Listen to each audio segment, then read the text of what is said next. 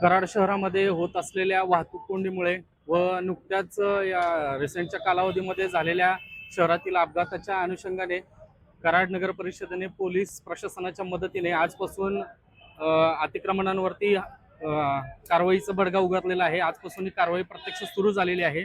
प्रथम टप्प्यामध्ये आपण कृष्णा नाक्यापासून कोल्हापूर नाक्यापर्यंत दत्त चौक, विजय दिवस चौक, बस स्टँडचा परिसर, कोल्हापूर नाका हा सगळा परिसर या माध्यमातून आपण पहिल्यांदा कव्हर करणार आहे।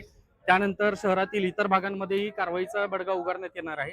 सर्व शहरातील अतिक्रमणधारकांना याद्वारे आम्ही आवाहन करतोय की आपण आपले अतिक्रमण जे शासकीय जागेवरती झालेलं असेल, फुटपाथवरती असेल किंवा जिथं वाहतुकीला अडथळा निर्माण होतोय अशा ठिकाणी ज्या ठिकाणी आपण अतिक्रमण केलेलं असेल तर ते त्यांनी स्वतःहून काढून घेण्यात यावं, अन्यथा येणाऱ्या काळामध्ये नगरपालिकेकडनं अत्यंत कडक अशी ही कारवाई करण्यात येणार आहे। धन्यवाद। हद्दवाढ भागामध्ये सुद्धा यापूर्वी कधी अतिक्रमण मोहीम राबवण्यात आलेली नाही, त्या ठिकाणचं काही नियोजन केलेलं आहे? हद्दवाढ भागात देखील आम्ही अतिक्रमण मोहीम राबवणार आहोत।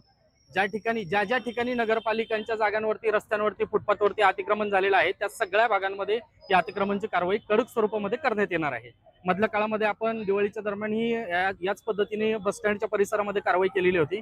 पुनश्च एकदा तिथं अतिक्रमण वाढलेलं दिसून आलेलं आहे। त्या अनुषंगाने आम्ही पुन्हा एकदा कडक कारवाई करण्याचं धोरण आखलेलं आहे। हॉकर झोनचा मुद्दा बऱ्याच दिवसापासून पेंडिंग आहे, त्यांच्या सुद्धा काही मागण्या आहेत, त्यावरती काय विचार? या अनुषंगाने सदरचा विषय हा आता लोकनियुक्त बॉडी आलेली आहे, त्यांच्या समोर विषय हा आम्ही जनरल बॉडी समोर ठेवून त्याच्यावरती चर्चा करून चांगला निर्णय घेणार आहोत, जेणेकरून हॉकर आणि नो हॉकर झोन डिक्लेअर करण्यात येतील आणि हॉकर्स लोकांसाठी ज्या त्यांच्या काही अडचणी आहेत त्या चर्चेतून आम्ही त्याच्यामध्ये मार्ग काढणार आहोत।